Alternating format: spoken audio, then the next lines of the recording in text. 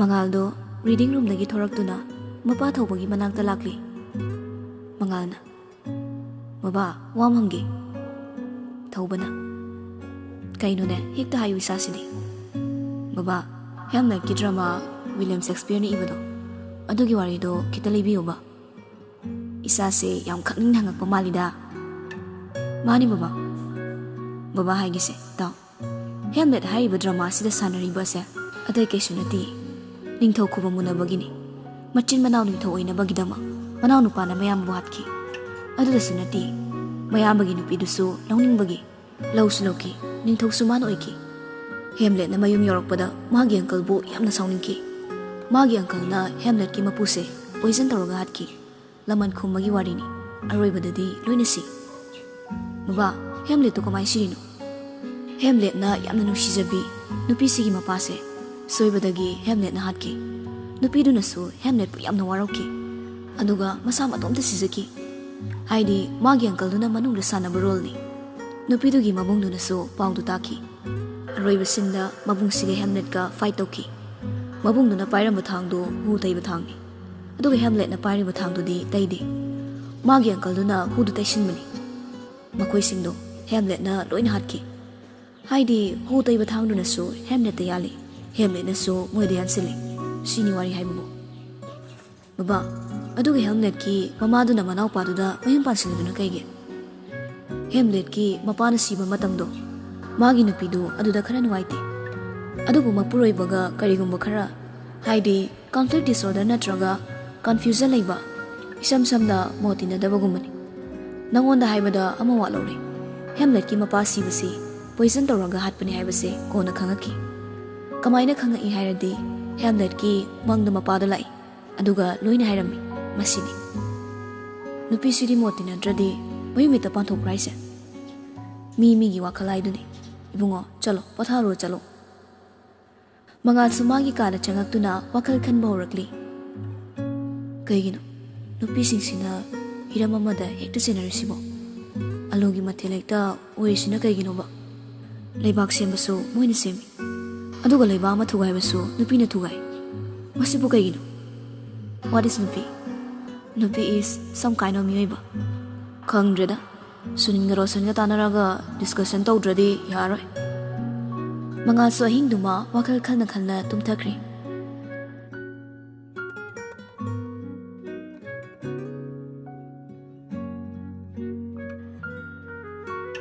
Nongma mangaldo TV da film ama yengli adasa Manipuri film Basanta gi nongalamdai mangal kaya da fazakraba pi buta gi tawida satra mana ozanu pise kaya gi mate nusi zaino chomli chomazani nushina basa chahi da best tawde se nungmu nushiradi ozanu pi phau satra lo ya bazani aigi thamoi se basanta haido lakla male isai faudi satatli hai kande aisu thamoi sa basandal anda yaroi dori tanjada da huran mani da sasangakli Rosanna oi fajabo kaino toy dubo TV da chadu yingi dubo Sunilna huran mana pola amdagi mong du mandro dawri si uni Mangalna huran bania ngasi pot kyam huran lagi Rosanna nang huran bani dar tare Sunilna bos huran ba makoi humdo pulap hek no mini Rosanna kaino si film sidi mayai di yengaga asu yam phajai sibo Sunilna moyani gi romance sidi engona pale he Mangalna engona pale gaina ozaga satraga nushina bai matang ni satra na oza sa yam nusijaba Rosanna sibu reality da oiba yagadro Sunilna nupiduna yardi yare yadragana no pai Mangalna kedau yaroi duno gyan tara lore kaino Rosanna adudi haying deo zanu pilu masalage romance samta mai tahangi Sunilna mai tabrabu mai zawalakani ko heizandana Mangalna aikoi se hisga hairodi ozanu pidi yaroi aduna ozade khara haidaba college ka bi nupi win torase Haidi chahi kulumdoi kumari suraba angang oina tausi. Rosanna. Hoini, adudi chap chari. Aikoina chahi tratre, moini kumari. Yare, the best couple tarani. Sunilna. Aduni, mamangdi thigalakpada aikoina myam halisibo. Sak haire phazarisibo. Se, marai yazaraksani. Yadragana dab toro lori. Mangalna. Sak phazabase aina di heliko. Dab tawradi nupi imtana yabiraroi.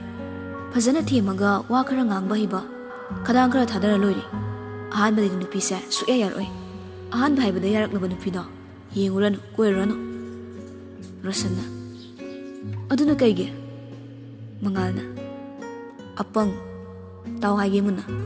Ahan bada yarak pa nupi do. Mado reject lai rabani. Yarak tragana kamdawa. Mangalna. Yaraktradi yam farabani.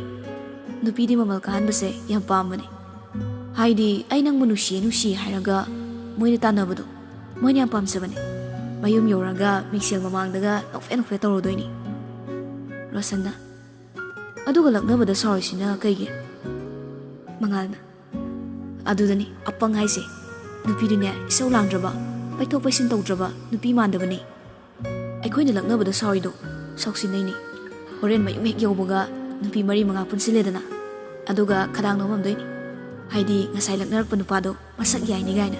Adumay dum torodongni. Rosanna. O, nupi sa adumay tawbore. Sunilna. Adudi etek siya haying nagi hekta horasine. Mangalna. Hawa yadri. Ako'y nakuwagadaba nupi siya. Atya mo na tibay. Aduna dress kasi. Officer gi moong da set kadaba. Yam liem masagadaba. Natradi chahi kumari gi nupi da adu fo fangwe. Rosanna. Kamay fangdoino? Sunilna. Ako'y sak fazarasidi. Mangalna.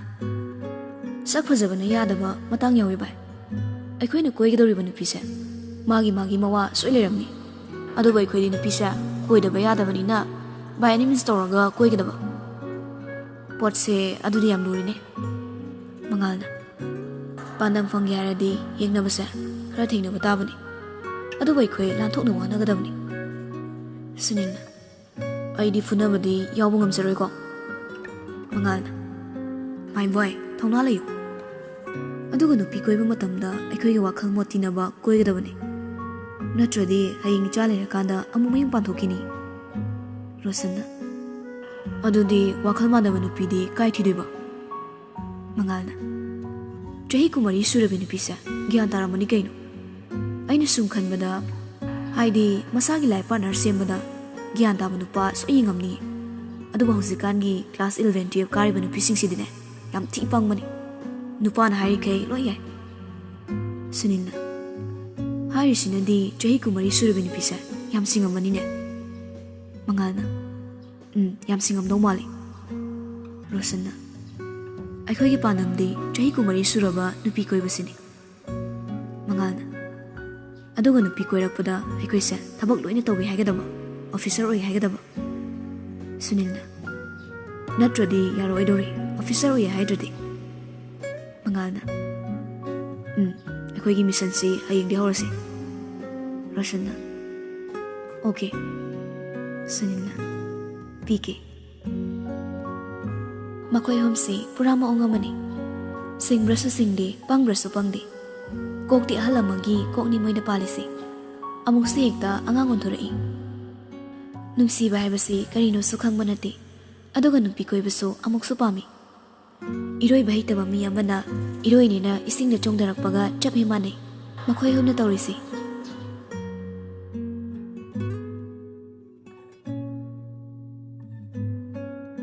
Namidangi matamni. Mangal di ahingdo tumba yadre. Wakal sumoon kalagli. Ako'y hum na tawdo sibo karino. Nungsiba sina kamay daw zano. Tumbra yakpra chambra sukhangdi. Nupi ko'y basat prabo. Mawa singdana nang may namzilak tanabo ko. Amuk kumayoy ni. Hera adugibo. Ako'y bagi license ganse. Hekta pura loy. Moy na ngamba bro. Ay na ngamba nama. Ay di hero ni na may tiba yaman nati. Gyan min nga tadra na. Ko kasi sakpi hela bra kinong tawri na. ꯄꯥꯅ ꯑꯃ ꯄꯥꯏꯔꯒ ꯂꯩꯁꯤꯟꯗ꯭ꯔꯗꯤ ꯌꯥꯔꯣꯏ ꯍꯥꯡꯇꯣꯛꯑꯒ ꯍꯦꯛꯇ ꯂꯩꯁꯤꯟꯒꯗꯕꯅꯤ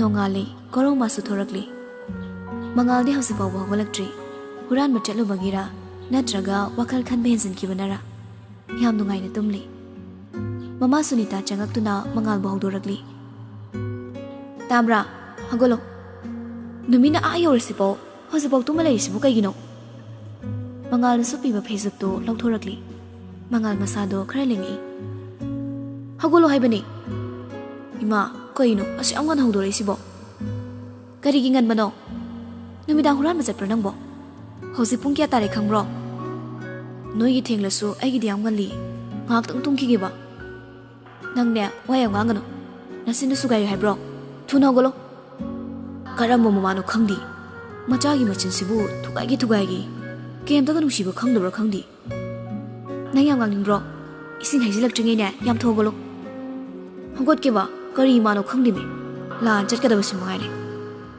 ꯃꯆꯤꯟꯁꯤ ꯌꯦꯡꯉꯨꯅꯦ ꯑꯉꯥꯡ ꯑꯃ ꯑꯣꯏꯕꯒꯤ ꯉꯟꯇꯥꯅ ꯍꯧꯒꯠꯂꯒ ꯂꯥꯏꯔꯤꯛ ꯄꯥꯒꯦꯗꯤ ꯂꯩꯇꯦ ꯑꯗꯨꯒ ꯐꯃꯨꯡꯁꯤꯗ ꯃꯔꯨꯝ ꯀꯣꯟ ꯁꯥꯟꯅꯔ ꯂꯩꯔꯦ ꯏꯃꯥ ꯑꯩꯈꯣꯏꯁꯨ ꯒ꯭ꯌꯥꯟ ꯌꯥꯝ ꯊꯤ ꯇꯥꯖꯥꯅꯤꯀꯣ ꯅꯣꯏꯅ ꯈꯪꯉꯣꯏ ꯀꯔꯤ ꯒ꯭ꯌꯥꯟ ꯇꯥꯕ ꯅꯣꯏꯗꯒꯤ ꯍꯦꯟꯅ ꯅꯨꯡꯉꯥꯏꯕ ꯃꯆꯥ ꯃꯁꯨ ꯐꯥꯎꯅꯦ ꯅꯣꯏꯅ ꯇꯧꯔꯤꯕ ꯑꯗꯨꯃꯥꯏꯅ ꯇꯧꯗꯦꯕꯨꯡꯉꯣ ꯌꯥꯔꯦ ꯑꯝꯇ ꯇꯨꯃꯤ ꯂꯩꯌꯣ ꯁ꯭ꯀꯨꯜꯁꯨ ꯆꯠꯂꯣꯏꯗꯕ ꯑꯣꯏꯔꯝꯅꯤ ꯅꯍꯥꯟꯗꯤ ꯀꯥꯁꯇꯤꯡ ꯐꯖꯍꯜꯂꯝꯃꯒ ꯇꯣꯛꯈ꯭ꯔꯦꯅꯦ ꯏꯆꯥ ꯑꯃꯈꯛ ꯌꯥꯎꯕꯁꯦ ꯑꯁꯨꯛ ꯌꯥꯝꯅ ꯍꯥꯏꯕ ꯏꯟꯗꯕꯁꯤꯕꯨ ꯀꯔꯤꯅꯣ ꯈꯪꯗꯦꯃꯤ ꯏꯃꯥ ꯀꯩꯅꯣ ꯁꯨꯝ ꯉꯥꯡꯉꯤꯁꯤꯕꯣ ꯏꯃꯥ ꯍꯣꯏꯅ ꯍꯥꯏꯗꯣ ꯑꯩ ꯂꯣꯏ ꯒ꯭ꯌꯥꯟ ꯇꯥꯏꯕ ꯏꯆꯥꯗꯤ ꯌꯥꯝ ꯇꯥꯅꯤꯀꯣ ꯈꯔ ꯁꯦꯔꯦ ꯆꯠꯄꯒꯤ ꯋꯥꯅꯤ ꯏꯃꯥ ꯅꯪꯁꯨ ꯀꯩꯅꯣꯝ ꯇꯧꯔꯤ ꯌꯥꯗ꯭ꯔꯦ ꯃꯃꯥ ꯃꯄꯣꯛꯇ ꯏꯃꯥꯒꯩꯒꯁꯦ ꯍꯨꯏꯒ ꯍꯧꯗꯣꯡꯒ ꯑꯣꯏꯅ ꯄꯣꯛꯑꯝꯕ꯭ꯔꯥ ꯀꯩꯅꯣ ꯑꯩꯉꯣꯟꯗ ꯄꯪꯉꯥꯡꯗ ꯉꯥꯡꯉꯤ ꯕꯕꯥꯗꯗꯤ ꯑꯝꯇꯣꯏꯕ ꯁ꯭ꯂꯣ ꯃꯣꯁꯟꯗ ꯃꯣꯏ ꯕꯕꯥꯅ ꯇꯧꯏ ꯃꯆꯤꯟꯁꯤ ꯌꯦꯡꯉꯨꯅꯦ ꯉꯁꯤ ꯁꯨꯒꯥꯏꯕ ꯁꯣꯏꯔꯣꯏꯀꯣ ꯅꯪ ꯏꯃꯥ ꯅꯆꯥ ꯏꯕꯣꯇꯣꯝꯕꯤ ꯃꯆꯥꯗꯧꯅ ꯉꯥꯡꯕꯤꯒꯅꯨ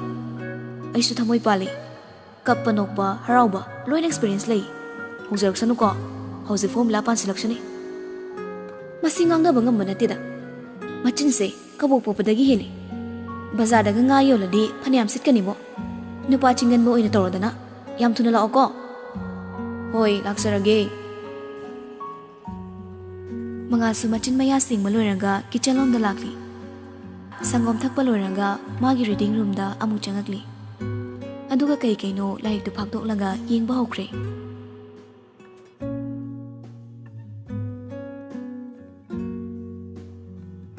ꯃꯤꯑꯣꯏꯕ ꯅꯪꯁꯦ ꯑꯉꯛꯄꯅꯤ ꯃꯁꯥꯒꯤ ꯑꯄꯥꯝꯕ ꯐꯪꯅꯕ ꯍꯣꯠꯅꯕꯗ ꯇꯨꯡꯃꯥꯡꯁꯨ ꯀꯔꯤꯝꯇ ꯌꯦꯡꯗꯦ ꯉꯥꯏꯍꯥꯛ ꯈꯛꯀꯤ ꯅꯨꯡꯉꯥꯏꯕ ꯋꯥꯈꯜꯅ ꯇꯨꯡꯗ ꯀꯔꯤ ꯑꯣꯏꯔꯛꯀꯗꯕ ꯀꯔꯤꯝꯇꯁꯨ ꯍꯦꯛ ꯈꯟꯗꯦ ꯃꯥꯅ ꯎꯔꯨꯕꯅ ꯆꯨꯝꯃꯤ ꯍꯥꯏꯕ ꯃꯤꯑꯣꯏ ꯃꯄꯣꯛꯅꯤ ꯏꯁꯥꯒꯤ ꯄꯨꯟꯁꯤꯗꯤ ꯏꯁꯥꯅ ꯁꯦꯝꯖꯒꯗꯕꯅꯤ ꯃꯤꯅ ꯁꯦꯝꯒꯗꯕ ꯅꯠꯇꯦ ꯄꯨꯟꯁꯤ ꯍꯥꯏꯕꯁꯦ ꯌꯥꯝꯅ ꯂꯨꯏ ꯍꯥꯏꯅꯔꯤꯕꯅꯤ ꯌꯥꯝ ꯂꯥꯏꯊꯣꯛꯅꯁꯨ ꯈꯟꯕ ꯌꯥꯗꯦ ꯑꯉꯥꯡ ꯑꯃ ꯑꯣꯏꯅ ꯃꯁꯥꯒꯤ ꯃꯊꯧꯗ ꯃꯥꯏ ꯑꯣꯟꯁꯤꯟꯗꯨꯅ ꯂꯩꯒꯗꯕ ꯃꯇꯝꯁꯤꯗ ꯃꯣꯏ ꯑꯍꯨꯝꯅ ꯍꯦꯔꯣ ꯁꯥꯔ ꯂꯩꯔꯤ ꯍꯥꯏꯗꯤ ꯑꯦꯝꯑꯦꯒꯤ ꯋꯥꯈꯜ ꯈꯟꯕ ꯍꯧꯈ꯭ꯔꯦ ꯄꯨꯟꯁꯤ ꯍꯥꯏꯕꯁꯦ ꯀꯔꯤꯝꯇ ꯍꯦꯛ ꯈꯪꯗꯅ ꯄꯨꯟꯁꯤ ꯑꯃꯒꯤ ꯃꯔꯨꯑꯣꯏꯕ ꯇꯥꯡꯀꯛꯇꯣ ꯂꯥꯟ ꯁꯥꯒꯦ ꯍꯥꯏꯅꯕꯨ ꯈꯜꯂꯤ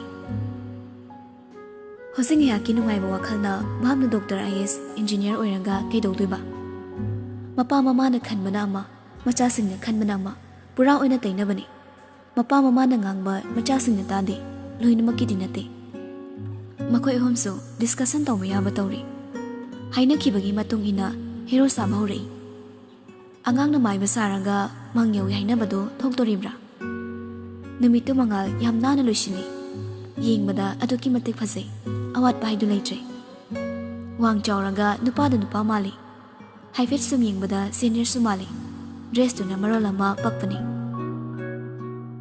ꯃꯉꯥꯜꯅ ꯂꯣꯏꯁꯤꯜꯂꯤꯉꯩꯗ ꯔꯣꯁꯟꯒ ꯁꯨꯅꯤꯜꯁꯨ ꯂꯥꯛꯏ ꯔꯣꯁꯟꯅ ꯏꯃꯥꯏ ꯁꯤꯗꯤ ꯍꯦꯔꯣꯗ ꯍꯦꯔꯣ ꯃꯥꯜꯂꯤ ꯁꯨꯅꯤꯜꯅ ꯍꯣꯔꯦꯟ ꯈꯨꯄꯥꯛ ꯆꯥꯕ ꯁꯣꯏꯔꯣꯀꯣ ꯃꯉꯥꯜꯅ ꯆꯥꯔꯁꯨ ꯃꯁꯨꯝ ꯂꯥꯟꯒꯤ ꯅꯨꯄꯤꯅ ꯈꯨꯄꯥꯛ ꯊꯥꯔꯛꯄꯁꯦ ꯌꯥꯝ ꯍꯥꯎꯋꯦ ꯍꯥꯏꯅꯕꯅꯤ ꯔꯣꯁꯟꯅ ꯍꯦꯔꯥ ꯅꯪꯁꯨ ꯈꯨꯄꯥꯛꯇꯨꯅ ꯊꯥꯔꯛꯑꯗꯤ ꯅꯥꯔꯣꯏꯗ꯭ꯔꯣ ꯃꯉꯥꯜꯅ ꯑꯩꯅ ꯍꯥꯏꯗꯤ ꯅꯨꯡꯁꯤꯕꯒꯤ ꯃꯌꯥꯏꯅ ꯅꯥꯕꯗꯣ ꯂꯣꯏ ꯐꯈꯤꯗꯣꯏꯅꯦ ꯍꯥꯏꯕ ꯁꯨꯅꯤꯜꯅ ꯑꯩꯗꯤ ꯄꯨꯛꯅꯤꯡ ꯋꯥꯈꯜꯁꯦ ꯏꯌꯥꯡ ꯌꯥꯡꯗꯦꯗ ꯔꯣꯁꯟꯅ ꯀꯥꯏꯗ ꯌꯥꯡꯗꯣꯏꯅꯣ ꯅꯣꯡꯉꯥꯜꯂꯛꯄꯗ ꯏꯃꯥ ꯉꯥꯔꯥꯛꯄꯤ ꯃꯥꯟꯕꯤꯗꯨꯅ ꯍꯦꯛꯇ ꯂꯥꯛꯊꯔꯛꯏ ꯏꯁꯧꯕꯨ ꯂꯥꯡꯁꯤꯜꯂꯛꯄꯣ ꯗꯥꯎꯒ ꯑꯝꯇ ꯌꯥꯗ꯭ꯔꯕꯅꯤ ꯃꯉꯥꯜꯅ ꯃꯁꯤ ꯅꯣꯏꯕ ꯇꯥꯏ ꯑꯩꯈꯣꯏꯒꯤ ꯄꯨꯟꯁꯤꯗ ꯅꯨꯄꯤ ꯏꯁꯧ ꯂꯥꯡꯕꯤ ꯉꯥꯛꯇ ꯊꯦꯡꯅꯔꯤꯁꯦ꯫ ꯁꯨꯅꯤꯜꯅ ꯍꯥꯏꯒꯨꯝꯗꯅ ꯑꯩꯈꯣꯏꯒꯤ ꯏꯃꯥꯒꯤ ꯏꯁꯧꯗꯨꯅꯦ ꯀꯩꯗ ꯍꯥꯏꯔꯨꯔꯅꯤ, ꯏꯪ ꯇꯞꯄ ꯃꯥꯅꯤꯕ, ꯑꯗꯨꯒ ꯍꯦꯛꯇ ꯐꯃꯨꯡꯗꯨꯗ ꯏꯁꯤꯡ ꯍꯩꯖꯤꯜꯂꯛꯀꯅꯤꯕ꯫